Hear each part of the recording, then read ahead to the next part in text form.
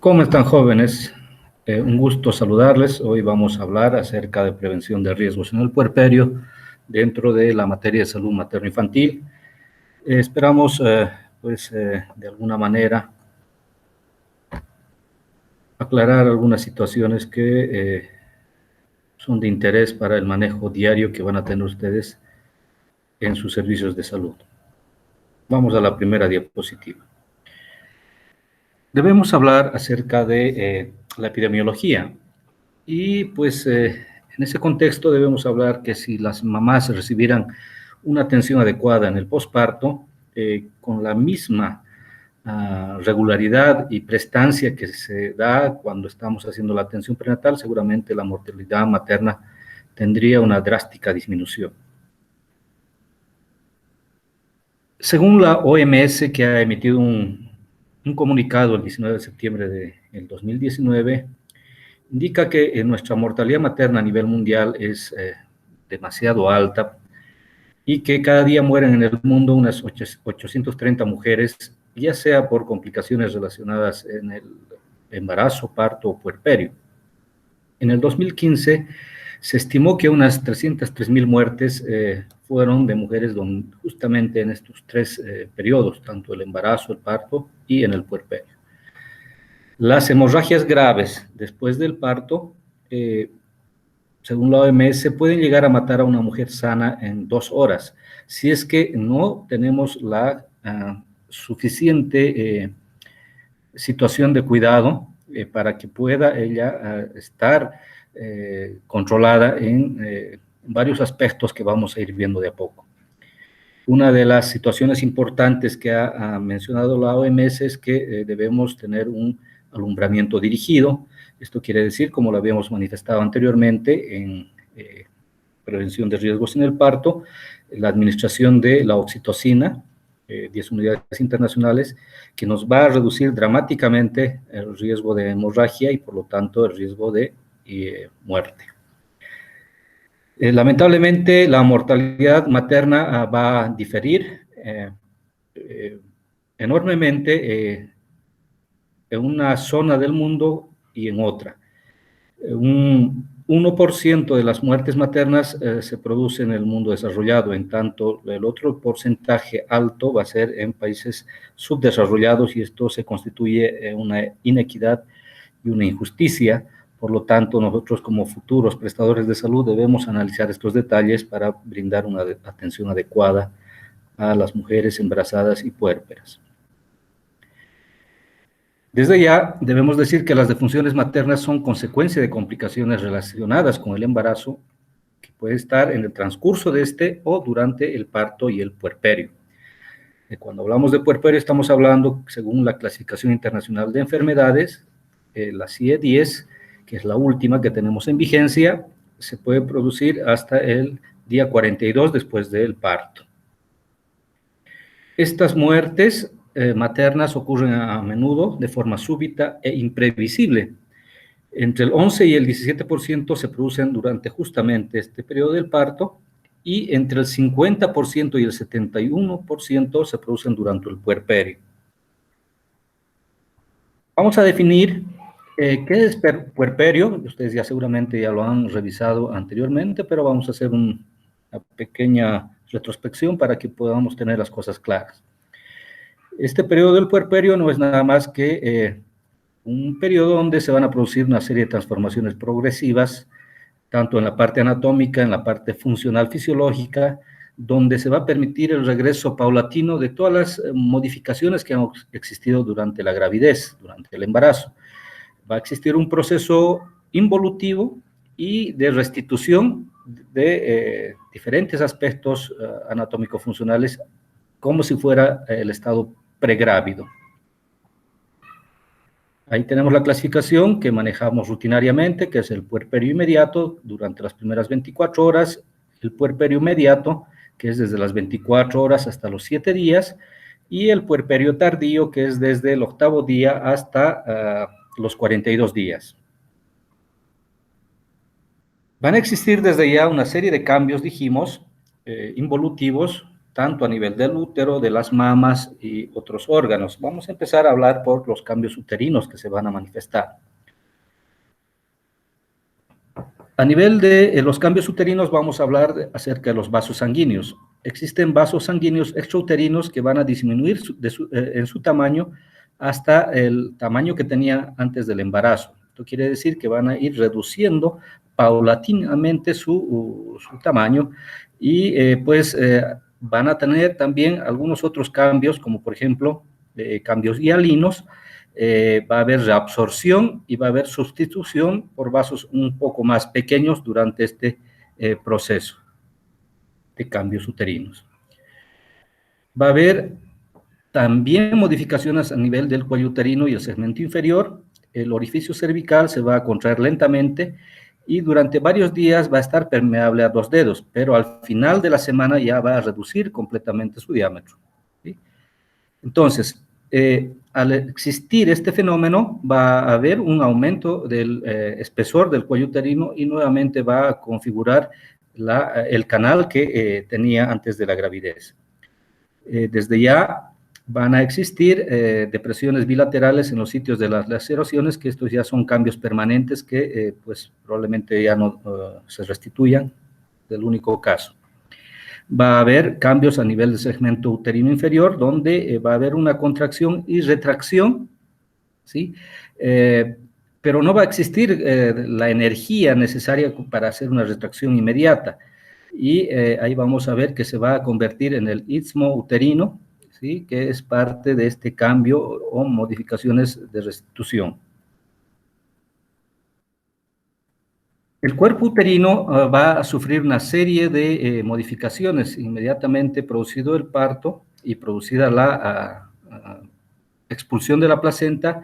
Va a existir una contracción del útero y va a llegar a ubicarse cerca de la cicatriz umbilical que nosotros identificamos para ver que está teniendo una adecuada regresión.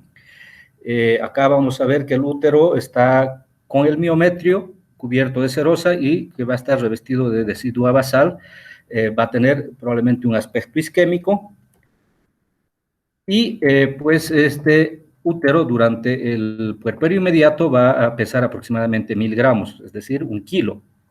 A la semana va a reducir a 500 gramos y al final de la segunda semana va a estar sobre los 300 gramos, para posteriormente ir poniéndose más pequeño y teniendo un peso menor hasta constituirse en los 60 a 100 gramos, que es el peso normal que tiene el útero. El número de células musculares no va a disminuir, va a tener la misma cantidad de células musculares, solamente va a existir una disminución en el tamaño de las células musculares que tiene el útero. Es muy común encontrar algunos fenómenos como los entuertos. El útero puerperal en la primípara tiende a una contracción tónica, nada más, pero en la multípara existe una contracción de manera vigorosa, tónico-clónica, en determinados intervalos, y que esto nosotros denominamos entuertos.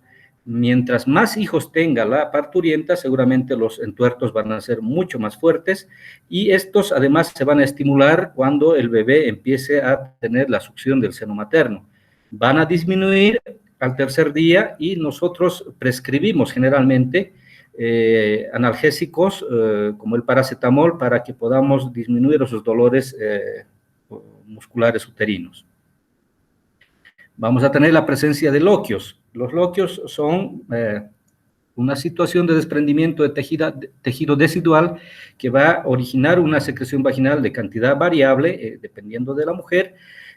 Estos loquios están constituidos por eritrocitos, decidua desprendida, células epiteliales y bacterias, además, en su composición.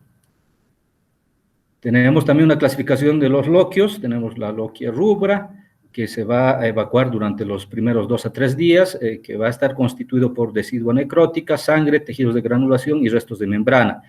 Vamos a encontrar la loquia serosa, que está hasta el final de la primera semana y va a disminuir el sangrado y obviamente va a aumentar la cantidad de exudado que va a tener esta composición.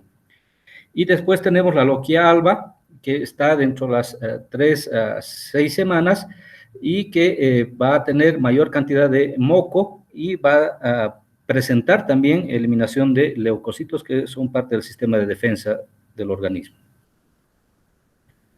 Va a existir regeneración endometrial durante los primeros 2 a 3 días después del parto. La decidua va a formar 2 capas, ¿sí? La capa basal y la capa funcional, y la capa superficial va a necrosarse y se va a desprender en forma de loquios. En cambio, la capa basal va a permanecer íntegra y va a empezar a generar nuevamente la presencia del endometrio, y pues esta característica es que tiene una regeneración rápida, excepto en los lugares de la inserción placentaria o el lecho cruento, es donde demora un poco más en regenerar ese tejido. A la semana del parto, ya la superficie libre se cubre de epitelio, ¿sí? Y obviamente vamos a encontrar ya un endometrio que está restableciéndose a esta tercera semana, y existe un proceso fisiológico que se llama endometritis fisiológica, que forma parte de la reparación normal del endometrio. Existe la involución del sitio de la inserción placentaria. Les dijimos que esto demoraba un poco más, ¿sí? Tarda hasta 6 semanas, y esta reparación tardía hace que también tengamos una hemorragia puerperal tardía. Por lo tanto, tenemos que conocer ese detalle para que no causemos desasosiego en la paciente y pues asustándonos nosotros y asustándola a ella. Va a haber, ya les decía, la modificación del orificio cervical externo. Aquí vemos las imágenes, cómo está durante el parto, que está muy abierto. A las 8 horas postparto, que todavía continúa abierto. A los 8 días postparto sigue abierto el orificio cervical externo, y posteriormente ya va cerrándose a los 14 días, a los 17 días ya se ha cerrado mucho más, a los 24 días postparto y a los 3 meses postparto, donde ya prácticamente está cerrado. Hablábamos de los cambios extrauterinos. Entre ellos tenemos los cambios a nivel de la vagina, que vamos a nosotros, cuando hacemos la revisión postparto, vamos a determinar que es blanda, fácilmente distensible, y va a ir recuperando su estado normal en las 3 semanas siguientes. Vamos a ubicar que el introito todavía va a estar parcialmente abierto. Vamos a encontrar modificaciones a nivel de las vías urinarias. Desde ya la vejiga tiene mayor capacidad y es relativamente insensible a la presión intravesical. Esto debido a la compresión que ha tenido el producto justamente hacia la vejiga, y ha producido con esta compresión una dilatación de la pelvis renal, ¿sí? También un compromiso de los uréteres, y que va a ir de a poquito remitiéndose esta dilatación de la pelvis renal durante ya el puerperio tardío. Vamos a encontrar que a través de las vías urinarias vamos a percibir un alto filtrado glomerular durante la primera semana del puerperio. Nosotros normalmente orinamos entre 2 a 2,5 litros. En cambio, una puérpera probablemente se aumente a un medio litro más al día, especialmente en el puerperio inmediato. Va a haber modificaciones a nivel del peritoneo y la pared abdominal. Desde ya vamos a observar que la pared abdominal va a estar flácida, blanda, ¿sí? Vamos a encontrar estrías en la pared abdominal, y esta pared abdominal va a volver a tomar el aspecto anterior al embarazo en algunos casos, pero seguramente la mayoría de las personas van a todavía permanecer con estrías. Vamos a tener la presencia de músculos aún atónicos, los músculos del abdomen, y en algunos otros casos excepcionales podemos observar que existe diástasis de los rectos, que quiere decir que es una separación que va a existir de los rectos anteriores y que puede causar preocupación también en la puérpera. Van a existir cambios a nivel de la sangre y los líquidos. Podemos encontrar leucocitosis, es muy característico. Va a haber una variación moderada tanto de la hemoglobina como el hematocrito. Y ahí tenemos que estar alertas para ver si las cifras van a descender demasiado por debajo de la cifra previa al trabajo de parto. Esto quiere decir que se nos está presentando una hemorragia. Por lo tanto, tenemos que estar tomando en cuenta estos detalles para que no tengamos sorpresas. A la segunda semana vamos a ver que estos valores ya van a estar normales y que el fibrinógeno plasmático y la BCG se van a normalizar a los 7 días aproximadamente. También vamos a percibir que después del parto la mujer va a reducir entre 5 a 6 kilos, tanto por haber evacuado al producto, haber evacuado al líquido amniótico y haber tenido alguna hemorragia que nosotros consideramos normal, que es en realidad de 500 cc o medio litro o medio kilo. Entonces, es de esperar que tenga esta reducción de 5 a 6 kilos. Además, también puede sufrir una pérdida de entre 2 a 3 kilos adicionales por la diuresis. Dijimos que orinaba hasta 3 litros. Entonces, seguramente todo eso va a contribuir a que la puérpera puede estar perdiendo peso y que le puede llamar la atención a ella. La mayoría de las mujeres va a alcanzar su peso previo que tenía a los 6 meses después del parto. En algunos casos puede tener un excedente de 1 kilo, kilo y medio, y en otros casos puede aumentar un poco más, pero bueno, está dentro de esos rangos de los 6 meses para que pueda tener un retorno a su peso anterior. Vamos a encontrar que también existe una normalización del peristaltismo a nivel del aparato digestivo. Probablemente las mujeres embarazadas hayan referido que estaban con estreñimiento durante el embarazo, que se les haya presentado hemorroides tanto en el embarazo como en el trabajo de parto. Pueden referir también que al momento de hacer la defecación se les complica debido al dolor de la episiotomía y en algunos casos debido a la insensibilización que ha producido la analgesia del parto, pero esto se va a ir regularizando con el transcurso de los días. Hablamos acerca ahora de la glándula mamaria. Vamos a encontrar que existe un fenómeno natural que se llama ingurgitación mamaria. Las mamas van a aumentar su tamaño y su temperatura, inclusive llegando hasta los 38 grados centígrados, que es absolutamente normal. Si sobrepasa esta cifra, seguramente ya nos va a llamar la atención. ¿Y a qué se debe la ingurgitación? Nada más es un proceso secundario, una vasodilatación producida a nivel de los vasos mamarios y obviamente en conductos linfáticos que se llenan de sangre entre el segundo y cuarto día. Vamos a tener la presencia de calostro, ¿sí? Este calostro que no es nada más que una secreción láctea expulsada a través del pezón, que tiene una situación importante porque nos va a contribuir para el bebé con la secreción de minerales, proteínas, inmunoglobulinas, tiene ácidos grasos, lactosa, pero en la cantidad necesaria y que va a durar durante aproximadamente los primeros 5 días. Para que haya la secreción de este calostro se estimulan 2 hormonas, la prolactina, que va a favorecer la producción de la leche y que esta leche se va a quedar en el alvéolo mamario, y se va también a estimular la producción de la oxitocina, que es la que va a ayudarnos en la eyección o la secreción de la leche estimulada por la succión del niño.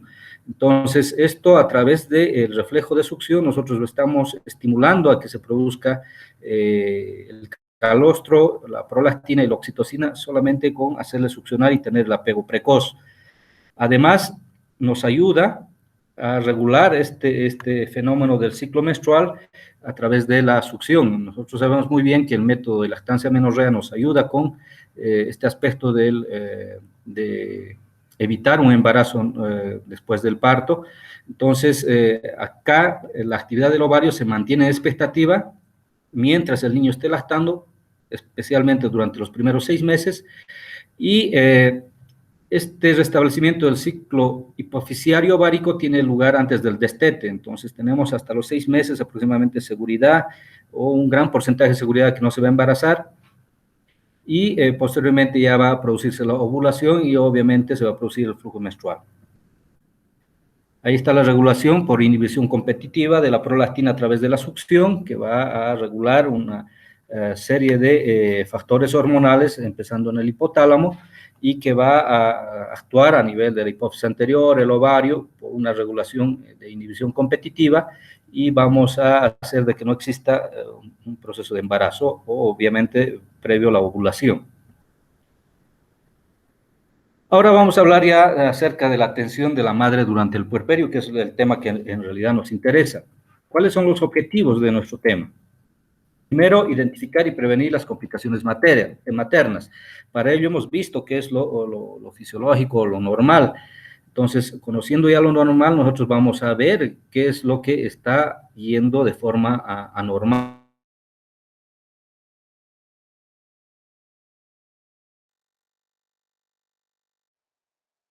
Atenderse a sí misma y al recién nacido.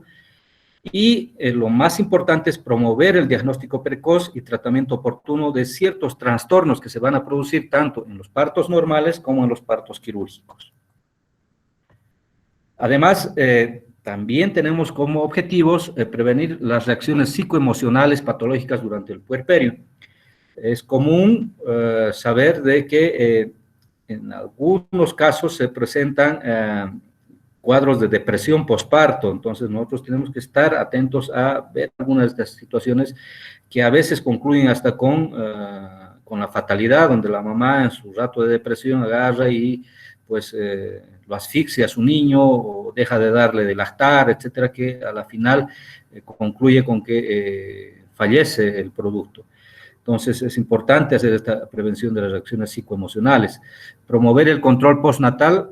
Hemos dicho que siempre debemos hacer un control postnatal a los 5 a 7 días, donde vamos a invitar a la mamá para hacer una revisión, tanto a la mamá como a su producto, ¿no? Entonces, a la mamá vamos a ir viendo cómo está su tema de la lactancia materna, vamos a ir viendo cómo está el tema de la parte de los loquios, para ver cómo está la parte de si es que tiene algún problema de sutura o episiotrafia, etcétera. Y debemos hablar sobre la planificación familiar o métodos de planificación familiar para que tengan una procreación responsable.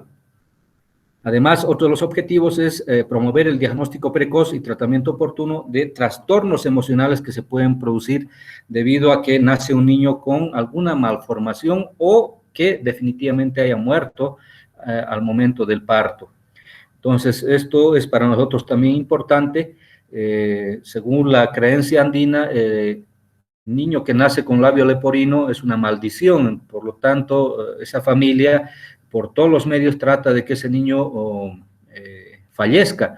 Entonces, pero si nosotros orientamos adecuadamente, hacemos un diagnóstico precoz, hacemos revisión oportuna de cavidades en el niño y observamos muy bien sus orificios, etcétera, vamos a hacer el diagnóstico precoz, vamos a hablar con los papás y decirles que evidentemente existe el manejo adecuado ya en esta época de la ciencia y que no es necesario maltratarlo a su bebé.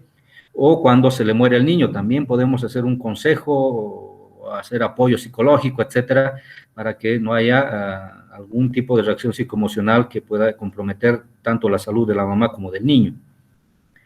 Y desde ya hacer una identificación precoz de la puérpera con riesgo social, ¿sí?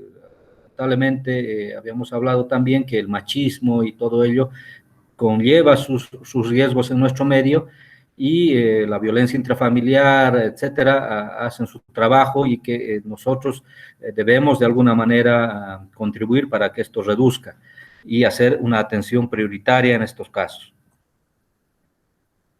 Bien, vamos a hablar del puerperio inmediato, que es un periodo crítico, que tiene alto riesgo de complicaciones. Habíamos dicho que es durante las primeras 24 horas, la mamá se va a encontrar en la sala de recuperación y vamos a hacer una valoración de manera profiláctica de algunas complicaciones. ¿Cuáles son esas complicaciones que vamos a encontrar de manera frecuente? Son las hemorragias y el shock hipovolémico. Y para hacer una profilaxis debemos conocer qué signos y síntomas debemos buscar a fin de hacer una prevención adecuada de ello. Entonces, como está en el puerperio inmediato, pues durante las 24 horas generalmente esto ocurre en el parto normal, pero ocurre también el parto quirúrgico, por lo tanto ya se está transformando en un puerperio mediato. Entonces, en ambos casos, tanto en el puerperio inmediato y en el mediato, debemos hacer una valoración de signos y síntomas. Primero, valorar el nivel de conciencia, acercarnos a la paciente, ver si está hablando coherentemente, si está respondiendo a estímulos verbales, etcétera, etcétera. Hacer un control de los signos vitales, ahí estamos hablando de la presión arterial, de la frecuencia cardíaca, de la temperatura, frecuencia respiratoria, etcétera, ¿sí? Esto es importantísimo durante especialmente las primeras 2 horas de oro y obviamente durante todo el tiempo que podamos nosotros hacer el control, tanto de la parte del puerperio inmediato y el mediato. Otra cosa importante es ver si está o no orinando la paciente, especialmente si se trata de un parto quirúrgico. La diuresis nos va a indicar si está habiendo un adecuado funcionamiento de la parte renal. Ha ocurrido casos donde se ha hecho el parto quirúrgico y por error han ligado uréteres. Entonces, si estamos viendo que no está orinando adecuadamente la paciente, nos está dando una alerta de que algo malo está ocurriendo, o que definitivamente si no está orinando es porque está concursando con una hemorragia y probablemente esté haciendo un shock hipovolémico y que no ha sido determinado al exterior y que esté haciendo una hemorragia interna. Entonces, la diuresis es un factor importante que debemos evaluar tanto en el inmediato como en el mediato. Verificar desde ya si existe hemorragia transvaginal y o por la parte genital. Entonces, ahí nosotros vamos a ver cómo está la episiotomía, si es que hemos realizado algún corte, o si ha habido algún desgarro, o si hay algún hematoma, o si existe algún tipo de problemas a nivel del cuello del útero, que generalmente a veces no podemos percibir porque nosotros ponemos un tapón de gasa, y lamentablemente ya no fluye la sangre al exterior, entonces el tapón está haciendo su trabajo de evitar la salida de la sangre hacia afuera, y eso nos está dando una mala impresión diagnóstica, por lo tanto no estamos determinando adecuadamente si existe o no un sangrado o un desgarro a nivel del cuello del útero.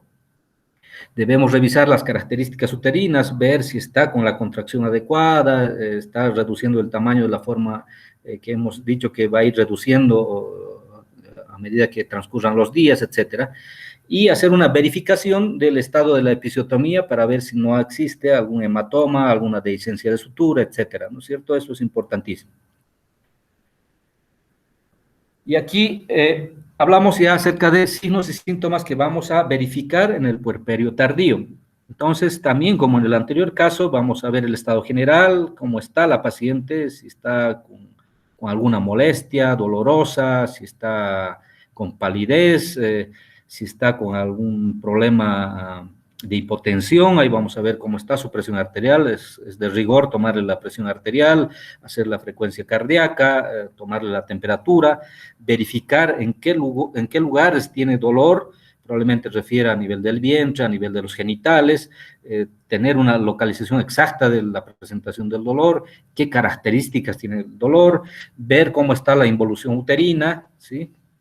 Ver las características de los loquios, ver qué color tienen estos loquios, si está dentro de los parámetros que hemos hablado de la progresión de los loquios, qué olor están presentando estos loquios, ¿sí? Más adelante vamos a ver de que el olor es importantísimo.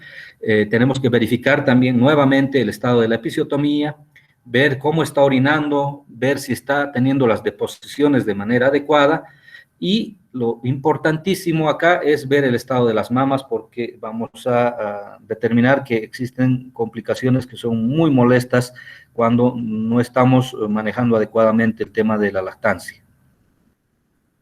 Bien, posibles complicaciones puerperales. La hemorragia postparto dijimos que puede ser temprana, en las primeras 24 horas, y tardía después de las primeras 24 horas hasta las 6 semanas después del parto. Desde ya el riesgo está mucho más latente en las primeras 24 horas, porque en el útero ha habido una agresión, si vale el término, extensa, que está expuesta y que va a permitir que siga un proceso de sangrado persistente y que nos puede llevar a complicaciones innecesarias. Entonces, debemos saber que lo normal de pérdida de sangre es de hasta 500 ml, 500 cc, un parto de características normales. Y un parto quirúrgico es de aproximadamente 1000 ml, ¿sí? Cuando pasa de estos parámetros o de este rango, seguramente ya tenemos que tomar alerta. No nos olvidemos que tenemos en nuestra economía circulando solamente 5 litros de sangre. Por lo tanto, el perder 1 litro ya es algo que nos puede complicar, y peor si pierde mucho más de esa cantidad. Entonces, cuando existe un cuadro de hipovolemia o pérdida excesiva de sangre, va a aumentarnos primero la frecuencia cardíaca, y por lo tanto va a haber también un aumento de la frecuencia respiratoria, y desde ya va a existir una disminución de la presión arterial. Vamos a encontrar en la paciente piel y mucosas pálidas. Seguramente ustedes van a tener a la mano o algún equipito que les va a ayudar a hacer la saturación de oxígeno. Van a ver cómo está la frecuencia cardíaca en ese equipito, y a la sola observación ustedes van a ver ya que tiene palidez a nivel de mucosas, disminución del retorno venoso, etcétera. Si esto va avanzando en su pérdida de sangre, seguramente vamos a llegar a tener ya una reducción a nivel del flujo de oxígeno hacia el cerebro, y esto se va a reflejar a través de presencia de inquietud en la paciente, va a estar irritable, y cuando va avanzando un poco más ya va a existir confusión, ansiedad, hasta llegar al letargo y probablemente la muerte. ¿Qué cuidados inmediatos debemos tener cuando hemos detectado ya alguna causa específica? Primero, si estamos determinando que es un cuadro hemorrágico, lo primero que tenemos que hacer es hacer un manejo adecuado de los líquidos, ¿sí? Tenemos que poner la cantidad suficiente de líquidos para reponer el volumen circulante. Cualquier tipo, ya dijimos en algún momento, cualquier tipo de solución que tengamos a la mano, ¿sí? Fisiológico, Ringer lactato, Ringer normal, lo que tengamos a la mano, a chorro y por 2 vías a requerimiento necesario, hasta que podamos activar el sistema de referencia y contrarreferencia. Si es un primer nivel, tenemos que tomar la decisión de inmediato, estabilizarla hemodinámicamente a la paciente, colocarle sus puntas nasales o su mascarilla de oxígeno, administrarle los líquidos que habíamos mencionado, y si de alguna manera se pudiese colocar la sonda Foley para que podamos tener una idea de cómo está funcionando el riñón, si nos está haciendo ya una insuficiencia renal de tipo prerrenal por la hipovolemia o el shock hipovolémico, y pues hacer la referencia de manera inmediata. ¿Qué causas puede haber para que exista una situación de una hemorragia? Existen las causas uterinas en un 90% y causas no uterinas en un 10%. Dentro de las causas uterinas, acá vemos la atonía uterina o hipotonía uterina, la presencia de restos corioplacentarios o placentarios, que hay una placentación anormal, que exista una dehiscencia y ruptura uterina, ¿sí? Que haya existido una inversión uterina. Y dentro de las causas no uterinas, lesiones del tracto genital inferior, problemas de coagulopatías o hematomas. Entonces, acá nosotros hacemos el diagnóstico y activamos el sistema de referencia y contrarreferencia, una vez estabilizada la paciente. Después tenemos problemas como la fiebre puerperal. Habíamos dicho que en algunos momentos una temperatura de 38 pues está dentro de los parámetros normales en una puérpera.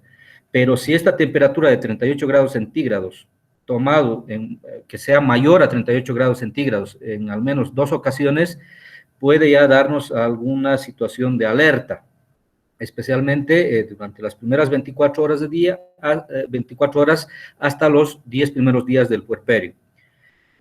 Lo encontramos entre 1 entre 100 o 5 entre 100 partos que hayamos visto nosotros, ¿sí? Y aumenta este porcentaje en casos de cesáreas, debido obviamente a los diferentes equipos que vamos a utilizar para hacer el procedimiento.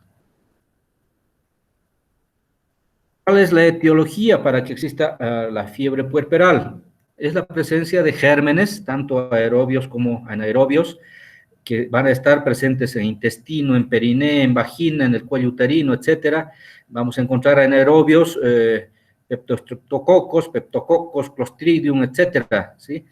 Y tenemos un germen que es característico de vía respiratoria, que es el estreptococo beta hemolítico del grupo alfa, que nos puede causar una serie de dificultades si es que nosotros no lo detectamos oportunamente. Entonces, siempre que hacemos una revisión, tiene que ser incluida una revisión de gargantita para ver si no tiene alguna amigdalitis o una faringoamigdalitis de características pultáceas, para ver si tenemos este problema del estreptococo beta hemolítico del grupo alfa, que además de dañarnos la parte cardíaca, nos va a dañar la parte renal y obviamente va a ser el causante de una fiebre puerperal.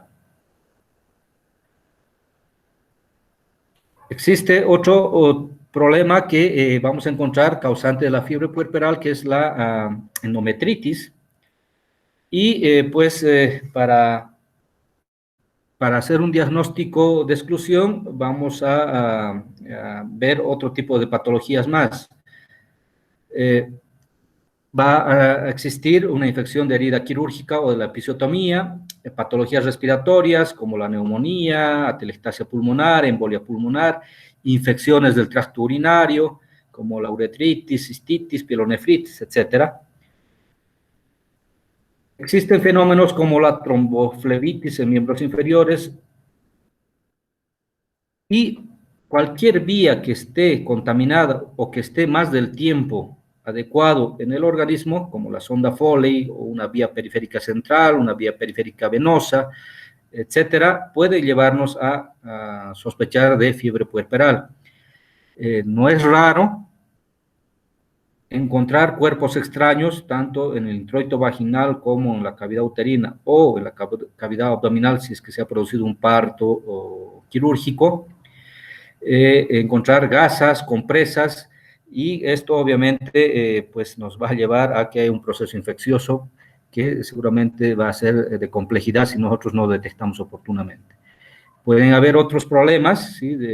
Causantes de fiebre puerperal, como procesos abdominales agudos, ya sea una apendicitis o algún otro problema que sea ajeno al proceso de embarazo, parto, puerperio.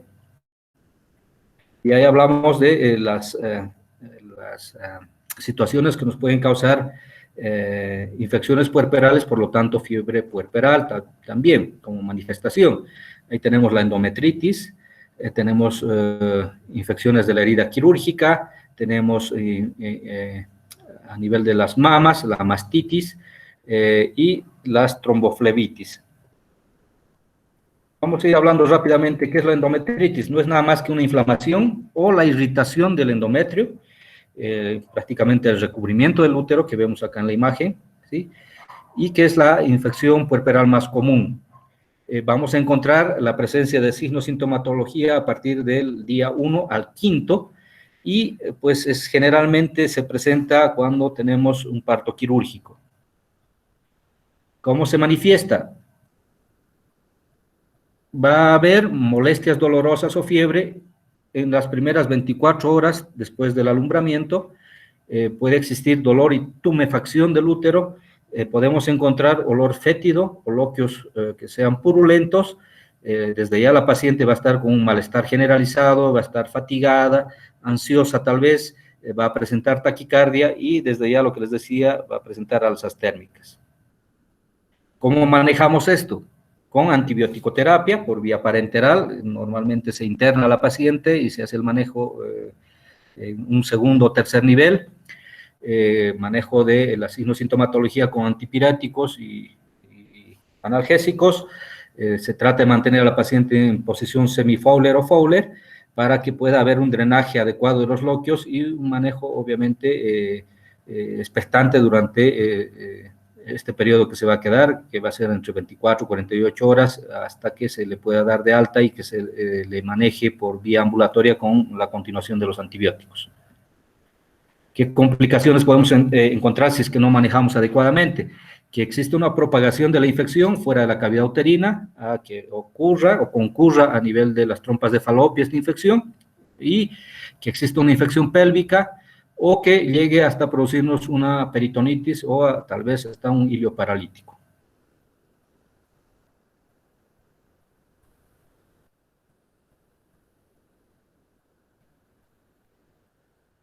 A nivel de la herida quirúrgica, pues vamos a encontrar que el sitio más común para que exista infecciones es el perineo.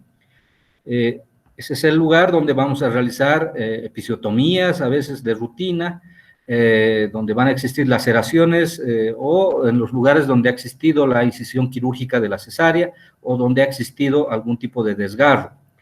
El riesgo de infección aumenta paulatinamente cuando hacemos demasiados exámenes vaginales, entonces, y es característico, ¿no es cierto?, por fines de aprendizaje hace uno de los internos, luego viene el otro interno y así sucesivamente, pero estamos poniendo en riesgo a la paciente porque le podemos producir alguna infección innecesaria.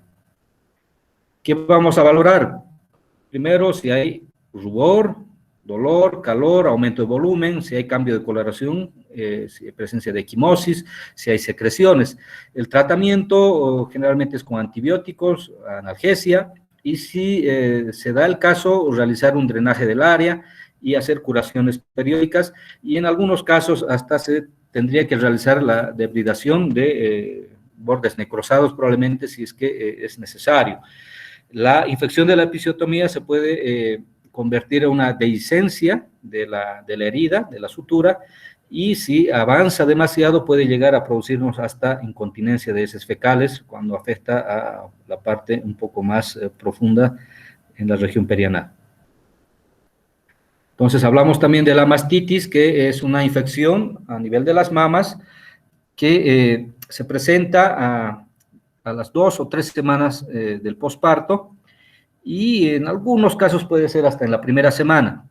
¿Qué cosas van a influir para que nosotros tengamos este problema de mastitis? La retención de leche, que haya traumatismos o anomalías en el pezón. Cuando hablo de traumatismo estoy hablando de que el niño ha tenido una técnica equivocada en su orientación para la mamá, diré, donde ha causado lesiones a nivel del pezón y por lo tanto se ha producido una solución de continuidad que ha permitido el ingreso de gérmenes que a la larga, juntamente con el dolor más la solución de continuidad que ha permitido el ingreso de gérmenes, haya hecho que la mamá no le otorgue la leche de manera adecuada, por lo tanto se ha ido reteniendo la leche, ha habido un proceso infeccioso que no ha sido detectado y puede llegar a producir hasta un absceso mamario y con las consecuencias ya que se supone que van a venir cuando no tenemos nosotros una infección que se ha abscedado.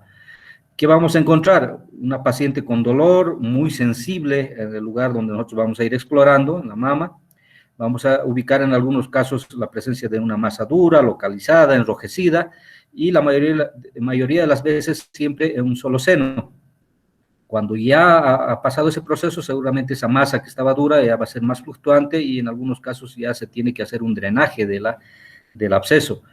Este cuadro acompañado de fiebre, escalofríos, malestar general y obviamente podemos concluir con el drenaje. Se utiliza en el manejo antibióticos, ¿sí? En algunos casos se remite con solamente el uso de los antibióticos, pero en algunos casos tenemos que hacer el drenaje quirúrgico. Y créanme, doctores, que es muy doloroso este procedimiento, a veces se lo hace en quirófano y otras veces se hace en consulta externa, pero pues es un procedimiento bastante agresivo para con la paciente y lamentablemente con el solo hecho de hacerle una buena orientación de lactancia materna, hubiéramos evitado todo este tipo de dificultades. Vamos a darle además analgesia y tal vez vamos a coadyuvar con compresas frías y calientes. Y existe una patología también importante que es la tromboflebitis, que no es nada más que una inflamación de la pared del vaso sanguíneo con la adherencia de un coágulo sanguíneo. Acá lo vemos en la imagen, ¿sí? Y existe, pues, trombosis venosa superficial y una trombosis venosa profunda. A nivel de la trombosis venosa superficial, vemos que se va a producir con mayor frecuencia a nivel de la vena safena, ¿sí? O un poquito más superficiales, y en la trombosis venosa profunda ya vamos a ver de que son mucho más complejas estas tromboflebitis y pues generalmente se producen después del alumbramiento y pues esto nos lleva a que esta complicación pueda concurrir también con posiblemente hasta la muerte de la paciente. ¿Cómo nos vamos a dar cuenta que está con una tromboflebitis? a través de un simple examen físico, buscando el signo de Hohmann. Entonces, nosotros hacemos una palpación de las pantorrillas, ¿sí? O una hiperextensión del pie. Entonces, esta hiperextensión va a hacer de que se presente un dolor a nivel de estas pantorrillas y obviamente a la palpación seguramente también nos va a referir dolor. Además, va a presentar alzas térmicas, desde ya hipersensibilidad en el trayecto de la vena, va a haber un aumento del diámetro del vaso sanguíneo, esto con la palpación vamos a poder determinar, y va a haber una disminución del flujo sanguíneo haciendo comparativamente con el otro miembro que no está afectado. ¿Qué hacemos en este caso? Referencia inmediata, ¿sí? Porque ya les dije, puede llevar hasta la pérdida de la vida de la madre si es que llegamos a una trombosis que realmente era muy agresiva. Esto lo tienen que manejar los especialistas, ya sea con anticoagulantes, a través de infusión continua, etcétera, y con analgesia. Bien, con eso hemos concluido, doctores.